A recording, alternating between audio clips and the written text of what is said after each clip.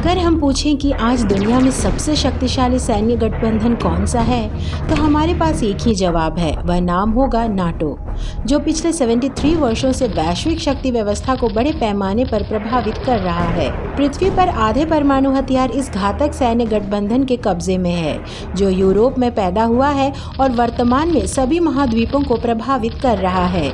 इसीलिए वे विपक्षी दलों के लिए दुस्वप्न है। नाटो गठबंधन क्या है, इसका महत्व क्या है और वे कौन सी परिस्थितियां थीं जिनके कारण यह गठबंधन बना। लिखित का नया वीडियो इन मुद्दों का व्यापक विश्लेषण है। नाटो की उत्पत्ति। द्वितीय विश्व युद्ध के बाद यूरोप में सोवियत संघ द्वारा बनाए गए शक्ति असंतुलन को दूर करने के लिए संयुक्त राज्य अमेरिका के नेतृत्व में एक सैन्य संगठन है नाटो या north Atlantic treaty organisation.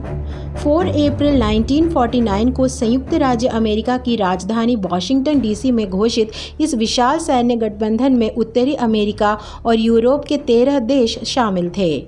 NATO संविधान के अनुच्छेद 5 में कहा गया है कि यदि किसी भी सदस्य देश पर हमला किया गया तो वे इसका जवाब अपने खिलाफ हमले के रूप में देंगे। यूरोप में ऐसा गठबंधन बनने के कुछ ही समय बाद सोवियत संघ ने 29 अगस्त 1949 को अपना पहला परमाणु परीक्षण करके इस गठबंधन को चुनौती दी। परिणाम स्वरूप संयुक्त राज्य अमेरिका, जो नाटो का सबसे बड़ा देश है और एक घातक सैन्य क्षमता रखता है, मूक नायक बन गया और उसने अपने पारंपरिक और परमाणु हथियारों सहित पश्चिमी यूरोप में बड़े पैमाने पर अपनी सेना तैनात करना शुरू कर दिया। परिणाम स्वरूप ब्रिटेन और फ्रांस सहित प्रमुख नाटो देशों ने परमाणु परीक्षण किए और पश्चिमी यूरोप में अन्य सदस्य देशों के साथ अपने अधिकांश हथियार तैनात किए, जिससे यह दुनिया के सबसे भारी हथियारों से लैस क्षेत्रों में से एक बन गया। इस प्रकार महान शक्तियों के बीच एक महान प्रतिद्वंदिता भी शुरू हो गई। नाटो के उद्भव के परिणाम स्वरूप शीत युद्ध हुआ, जो पूरे महाद्वीपों में फैल गया। इसके अलावा इसके संबंध में क्रेमलिन द्वारा पूरे यूरोप को सोवियत नियंत्रित लोहे के पर्दे के तहत लाने के सभी प्रयास तेज हो गए और बाद के वर्षों में अधिक लोकतांत्रिक देशों ने नाटो में प्रवेश किया। उस पर सोवियत प्रतिक्रिया का प्रदर्शन हथियारों के भंडार द्वारा किया गया था। एक शक्तिशाली सैन्य गठबंधन के रूप में नाटो का उदय। तुर्की, ग्रीस और फिर पश्चिम जर्मनी 1952 में नाटो में शामिल हो गए, जिससे पूरे यूरोप में हथियारों की एक व्यापक दौड़ के लिए मंच तैयार हो गया। परमाणु हथियारों सहित भारी सैन्य उपकरण, जिन्हें सोवियत संघ ने द्वितीय विश्व युद्ध के बाद पहले ही पूर्वी जर्मनी में तैनात कर दिया था, ने उस समय यूरोप के सोवियत विरोधी देशों में बड़ी चिंता पैदा कर दी। परिणाम स्वरूप सदस्य देशों को लगने लगा कि नाटो का विस्तार ही इसका स्पष्ट उत्तर है। इस प्रकार अपनी अथाह सैन्य शक्ति को मजबूत करके नाटो ने पूरे यूरोप में समान विचारधारा वाले देशों की सोवियत रक्षा का निर्माण करना शुरू कर दिया। इसके साथ सोवियत संघ ने यह महसूस करते हुए कि यूरोप तक अमेरिका की पहुंच अधिक पूर्ण हो गई है, अपने 7 जागीरदार देशों में शामिल हो गए और पोलिश राजधानी वारसा में 1955 में एक नया सैन्य गठबंधन बनाया। वारसा गठबंधन की घोषणा थी कि वह नाटो की ताकत का मुकाबला अपनी समान ताकत से करेगा। कई देशों ने अपनी क्षमताओं के अनुसार नाटो में लागत साझा की, जबकि वारसा संधि के बीच ये लागत सोवियत संघ और पूर्वी जर्मनी के योगदान तक सीमित थी। इसीलिए नाटो के हथियार विकास के जवाब में सोवियत को उनके बराबर पहुंचने के लिए भारी रकम चुकानी पड़ी। इससे धीरे धीरे उनकी आर्थिक स्थिति खराब हो गई। नाटो की परिचालन शैली और भूमिका। नाटो का पहला मुख्यालय 1952 में फ्रांस की राजधानी पेरिस में स्थापित किया गया। 1967 में जब फ्रांस ने इस गठबंधन से असहमति के कारण नाटो के साथ असहयोग की घोषणा की, तो इसका मुख्यालय बेल्जियम की राजधानी ब्रसेल्स में स्थानांतरित कर दिया गया। फिर उन्होंने उसी को केंद्र बनाकर अपना काम जारी रखा। इस सैन्य गठबंधन में 3 महत्वपूर्ण समितियां हैं और इसका नेतृत्व एक महासचिव करता है। नागरिक, संगठनात्मक और सैन्य, इन सभी समितियों का सामान्य नियंत्रण इस पद में निहित है। नाटो की शासन संरचना के अनुसार इसके कामकाज में सहायता के लिए कई उपसमितियां भी बनाई गई हैं। 3 महत्वपूर्ण समितियों में से NAC सबसे महत्वपूर्ण है और इसे नाटो का हृदय कहा जाता है। गठबंधन के संबंध में सभी राजनीतिक निर्णय इस नागरिक समिति द्वारा किए जाते हैं, जिसमें सभी सदस्य देशों की पूर्ण भागीदारी होती है। इन्हें गठबंधन के खतरों के आधार पर समय समय पर संशोधित किया जाता है।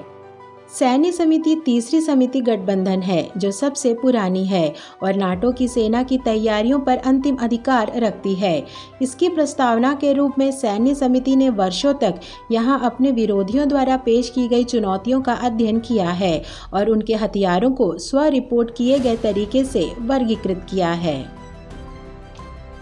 सोवियत और चीन हथियारों की स्पष्ट रूप से पहचान करने के लिए, जिनका नाम शीत युद्ध के दौरान स्थानीय नामों पर रखा गया था, और वामपंथी ब्लॉक देशों के हथियार जो उनके साथ संबद्ध थे, इसका उद्देश्य उन हथियारों की प्रकृति और प्रहार क्षमता का आकलन करना और प्रतिक्रिया में जवाबी उपाय विकसित करना था। 1949 में पूर्वी जर्मनी में शुरू हुई क्रेमलिन की हथियारों की तैनाती अंततः 7 देशों का सोवियत समर्थक सैन्य गठबंधन बन गई, जिसे वार्सा संधि के रूप में जाना जाता था। बाद में जब इसने आकार लिया और पूरे नाटो गठबंधन को इसके प्रभाव से खतरा पैदा किया, तो उन्होंने अपने आक्रामक रुख के साथ जवाब दिया। सोवियत गुट द्वारा प्रस्तुत साम्यवादी आदर्शों के विरुद्ध अधिक लोकतांत्रिक मूल्यों को कायम रखना। इसके अलावा नाटो इसे व्यापक रूप से फैलाने में सक्षम था और इस सैन्य गठबंधन ने सोवियत आक्रमण से भयभीत अन्य देशों को सुरक्षा की अधिक भावना देने के लिए स्पष्ट और सटीक कार्यों के माध्यम से काम किया। इससे दुनिया को पता चला कि यूरोप की सुरक्षा के लिए नाटो की भूमिका आवश्यक है। इसका एक उदाहरण है जब स्पेन 1982 में नाटो में शामिल हुआ। नाटो का और विस्तार। 1990 में नाटो के कट्टर दुश्मन सोवियत संघ और उसके सैन्य गठबंधन वार्सा संधि के पतन ने नाटो के प्रमुख खतरे को कम कर दिया, लेकिन इसने इसके विस्तार के प्रयासों को नहीं रोका। नाटो एक एक करके उन देशों को पकड़ रहा था जो वार्सा संधि का हिस्सा थे।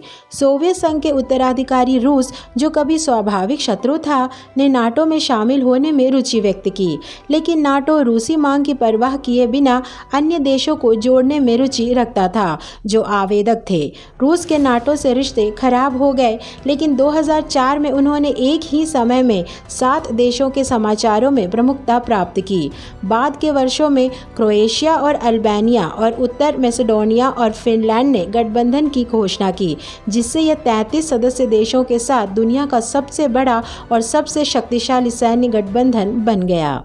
यूरोप के मौजूदा संघर्षों में नाटो की सक्रिय भूमिका को देखते हुए यह बिना किसी संदेह से कहा जा सकता है कि भविष्य में उन्हें ऐसी स्थितियों में बड़े हस्तक्षेप करने होंगे। इसीलिए यह निश्चित है कि सदस्य देशों के हितों पर दुनिया में कहीं भी खतरा उत्पन्न होने पर नाटो प्रभावी ढंग से हस्तक्षेप करेगा। वे यूरोप से परे विश्व राजनीति में भी अपने हित तलाश रहे हैं, जहाँ इस सैन्य गठबंधन के मुख्य सदस्य देशों की एक निश्चित उपस्थिति है। यह हिंद महासागर क्षेत्र में आपसी गठबंधन क्वाड के साथ उनके जुड़ाव का संकेत देता है। इसका एक उदाहरण क्षेत्र की प्रमुख शक्ति भारत के प्रति नाटो का प्रलोभन है।